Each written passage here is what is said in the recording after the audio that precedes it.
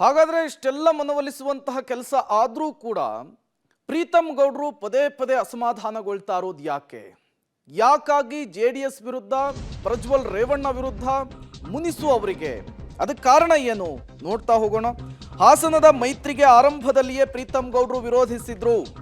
ಪ್ರಜ್ವಲ್ ರೇವಣ್ಣ ಸ್ಪರ್ಧೆ ಬಿಲ್ಕುಲ್ ಬೇಡ ಅಂತ ಹೇಳಿ ಪಟ್ಟು ಹಿಡಿದಿದ್ದು ಇದೇ ಪ್ರೀತಂ ಗೌಡ್ರು.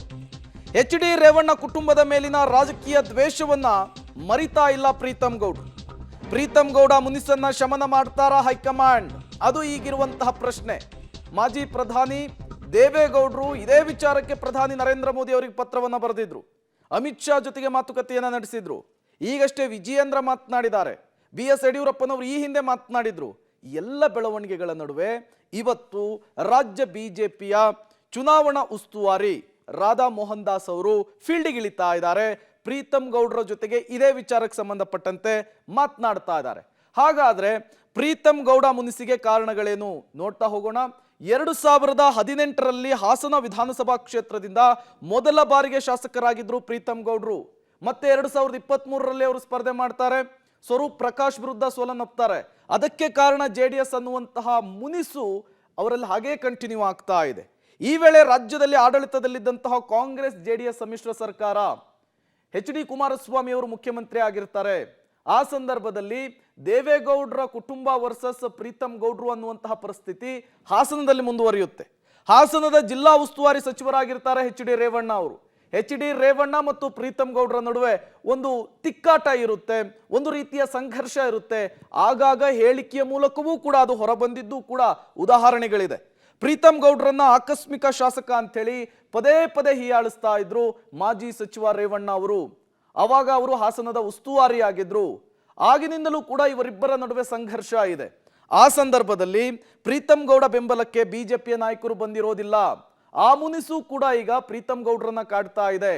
ಈಗ ಮೈತ್ರಿ ಮಾಡ್ಕೊಂಡಂತಹ ಸಂದರ್ಭದಲ್ಲಿ ಬೆಂಬಲಿಸಿ ಅಂತೇಳಿ ಎಲ್ಲರೂ ಕೂಡ ಹೇಳ್ತಾ ಇದ್ದಾರೆ.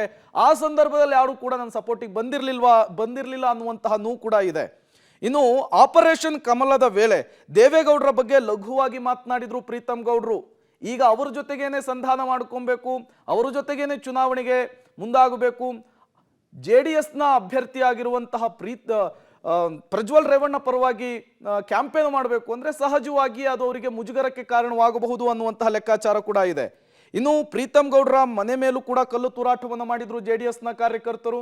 ಕಾರಣ HD ದೇವೇಗೌಡರ ಬಗ್ಗೆ ಲಘುವಾಗಿ ಮಾತನಾಡಿದ್ರು ಅನ್ನುವಂತಹ ಕಾರಣಕ್ಕೆ ಈ ರೀತಿಯ ಹಲವು ಸಂಘರ್ಷಗಳು ಹಾಸನದಲ್ಲಿ ನಡೆದಿದೆ, ಹಲವು ಘಟನೆಗಳು ನಡೆದಿದೆ. ಹಾಗಾಗಿಯೇ ಪ್ರೀತಂ ಗೌಡ್ರು ಮೈತ್ರಿ ಅಭ್ಯರ್ಥಿಗೆ ಸಪೋರ್ಟ್ ಅನ್ನ ಮಾಡಲಿಕ್ಕೆ, ಕ್ಯಾಂಪೇನ್ ಅನ್ನ ಮಾಡಲಿಕ್ಕೆ ಹಿಂದು ಮುಂದೆ ನೋಡ್ತಾ ಇದ್ದಾರೆ. ರೇವಣ್ಣ ತಂದಿದ್ದಂತಹ ಬಹುಕೋಟಿ ವೆಚ್ಚದ ಕಾಮಗಾರಿಗಳನ್ನ ಪ್ರೀತಂ ಗೌಡ್ರು ಬದಲಾಯಿಸ್ತಾರೆ. ಯಾವಾಗ ಮೈತ್ರಿ ಸರ್ಕಾರ ಬಿದ್ದು ಹೋಗಿ BS ಯಡಿಯೂರಪ್ಪನವರು ಮತ್ತೊಮ್ಮೆ CM ಆಗ್ತಾರಲ್ಲ, ಆಗಾದಂತಹ ಬೆಳವಣಿಗೆಗಳಿವೆಲ್ಲವೂ ಕೂಡ ಈ ವಿಚಾರದಲ್ಲಿ ಪ್ರೀತಂ ಗೌಡ ಹಾಗೂ HD ರೇವಣ್ಣ ಕುಟುಂಬದ ನಡುವೆ ಆಗಾಗ ವಾರ್ಗಳು ಕೂಡ ಆಗಿದೆ, ಮಾತಿನ ಸಮರವೂ ಕೂಡ ಆಗಿದೆ. HD ದೇವೇಗೌಡರು ಕೂಡ ಈ ವಿಚಾರಕ್ಕೆ ಸಂಬಂಧಪಟ್ಟಂತೆ ಮಾಧ್ಯಮಗಳ ಮುಂದೆ ಹೇಳಿಕೆಯನ್ನ ಕೊಟ್ಟಿದ್ರು. 2023ರ ವಿಧಾನಸಭಾ ಚುನಾವಣೆಯಲ್ಲಿ ಪ್ರೀತಂ ಗೌಡ ಅವರನ್ನ ಸೋಲಿಸುತ್ತೆ JDS. ಅಲ್ಲಿ ಸ್ವರೂಪ್ ಪ್ರಕಾಶ್ ಅವರು ಗೆಲುವಿನ ನಗೆಯನ್ನ ಬೀರ್ತಾರೆ. HD ಕುಮಾರಸ್ವಾಮಿ ಅವರು ಅಬ್ಬರದ ಪ್ರಚಾರವನ್ನ ಮಾಡಿರ್ತಾರೆ. ಹಾಸನದಲ್ಲಿ ಮೈತ್ರಿ ಬಳಿಕ ಪ್ರೀತಂ ಗೌಡ ಅವರನ್ನ ಭೇಟಿಯಾಗಿರಲಿಲ್ಲ ಪ್ರಜ್ವಲ್ ರೇವಣ್ಣ ಅವರು. ಇವೆಲ್ಲವೂ ಕೂಡ ಸಹಜವಾಗಿಯೇ ಪ್ರೀತಂ ಗೌಡ್ರ ಮುನಿಸಿಗೆ ಇರುವಂತಹ ಕಾರಣಗಳು. ಈ ಕಾರಣಗಳನ್ನ ದಾಟಿ ಮುನಿಸನ್ನ ಶಮನ ಮಾಡಿ ಮೈತ್ರಿ ಅಭ್ಯರ್ಥಿಯ ಪರವಾಗಿ ಕೆಲಸ ಮಾಡ್ತಾರಾ ಅನ್ನೋದನ್ನ ಕಾದ್ ನೋಡ್ಬೇಕಾಗಿದೆ. ಇದೇ ವಿಚಾರಕ್ಕೆ ಸಂಬಂಧಪಟ್ಟಂತೆ ಮತ್ತಷ್ಟು ಡೀಟೇಲ್ಸ್ ಅನ್ನು ಕೊಡ್ತಾರೆ ನಮ್ಮ ಪ್ರತಿನಿಧಿ ಶಶಿಧರ್. ನೇರ ಸಂಪರ್ಕದಲ್ಲಿ ಜಾಯಿನ್ ಆಗಿದ್ದಾರೆ. ಶಶಿಧರ್, ತೀವ್ರ ಕುತೂಹಲ ಕಾರಣವಾಗ್ತಾ ಇದೆ ಹಾಸನದಲ್ಲಿ ಆಗ್ತಾ ಇರುವಂತಹ ಬೆಳವಣಿಗೆಗಳು. ಈಗಾಗಲೇ ಹಳೆಯ ಜಿದ್ದನ್ನ ಮರೆತು ಪ್ರೀತಂ ಗೌಡ್ರು ಸಪೋರ್ಟ್ ಅನ್ನ ಮಾಡ್ತಾರ ಮೈತ್ರಿ ಅಭ್ಯರ್ಥಿಗೆ ಅನ್ನೋದು ಈಗಿರುವಂತಹ ಪ್ರಶ್ನೆ. ಈ ವಿಚಾರಕ್ಕೆ ಸಂಬಂಧಪಟ್ಟಂತೆ ಏನೆಲ್ಲ ಬೆಳವಣಿಗೆಗಳಾಗ್ತಾ ಇದೆ ಹಾಸನದಲ್ಲಿ? ಪ್ರೇಮೇನು ಮೈತ್ರಿ ಅಭ್ಯರ್ಥಿ ಪ್ರಜ್ವಲ್ ರೇವಣ್ಣ ಪರ ಪ್ರೀತಂ ಗೌಡ್ರು ಪ್ರಚಾರಕ್ಕೆ ಇದುವರೆಗೂ ಸಹ ಬಂದಿಲ್ಲ.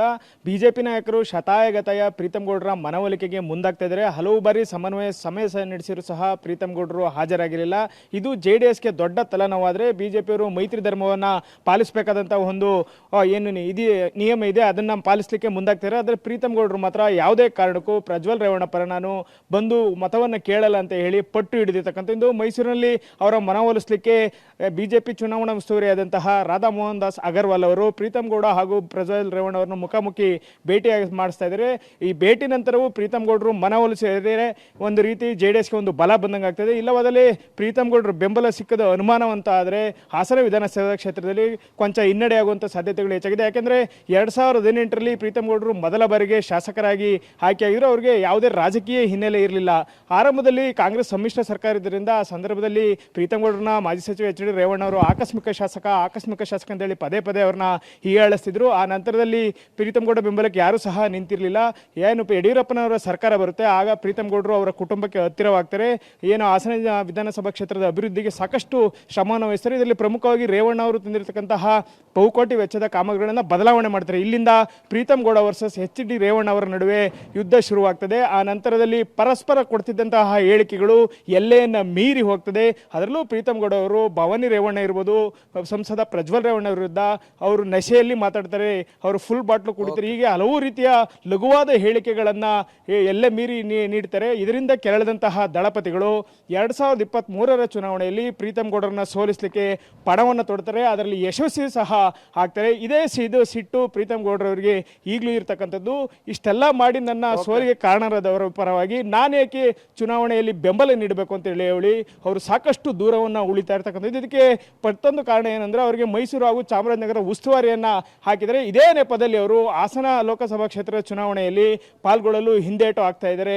ಹಾಗಾಗಿ ಬಿಜೆಪಿ ನಾಯಕರು ಮೈತ್ರಿ ಧರ್ಮ ಪಾಲನೆ ಮಾಡಬೇಕು, ಹೀಗಾಗಿ ಪ್ರೀತಮ್ ಗೌಡರನ್ನ ಕರೆತರಬೇಕು ಅಂತ ಪ್ರಯತ್ನಗಳು ಸಹ ನಡೀತಿದೆ. ಆದರೆ ಪ್ರೀತಮ್ ಗೌಡರು ಈಗಾಗಲೇ ಸ್ಪಷ್ಟವಾದ ಸಂದೇಶವನ್ನ ಪದೇ ಪದೇ ನೀಡ್ತಲೇ ಇದ್ರೆ, ಎಷ್ಟೇ ಸಮನ್ವಯ ಸಭೆ ನಡೆಸಿದ್ರು ಸಹ ಯಾವುದೇ ಕಾರಣಕ್ಕೂ ಅವರು ಪ್ರಜ್ವಲ್ ರೇವಣ್ಣ ಹೆಸರನ್ನೇ ಹೇಳಿಲ್ಲ. ಮತ್ತೊಂದೆಡೆ ಪ್ರಜ್ವಲ್ ರೇವಣ್ಣ ಇರ್ಬೋದು, ಮಾಜಿ ಸಚಿವ HD ರೇವಣ್ಣ ಇರ್ಬೋದು, ಪ್ರೀತಮ್ ಗೌಡರನ್ನ ಭೇಟಿಯಾಗಿ ಇದುವರೆಗೂ ಮಾತುಕತೆಗೂ ಸಹ ಮುಂದಾಗಿಲ್ಲ. ಬೇರೆ ಬಿಜೆಪಿ ನಾಯಕರನ್ನ ಭೇಟಿಯಾಗಿದ್ದಾರೆ ಹೊರತು ಪ್ರೀತಮ್ ಗೌಡ ಅವರನ್ನ ಇವರು ಸಹ ನೆಗ್ಲೆಕ್ಟ್ ಮಾಡೋದು ಪ್ರಮುಖವಾದ ಕಾರಣ. ಶಶಿಧರ್, ಥ್ಯಾಂಕ್ ಯು ತಮ್ಮೆಲ್ಲ ಮಾಹಿತಿಗಾಗಿ.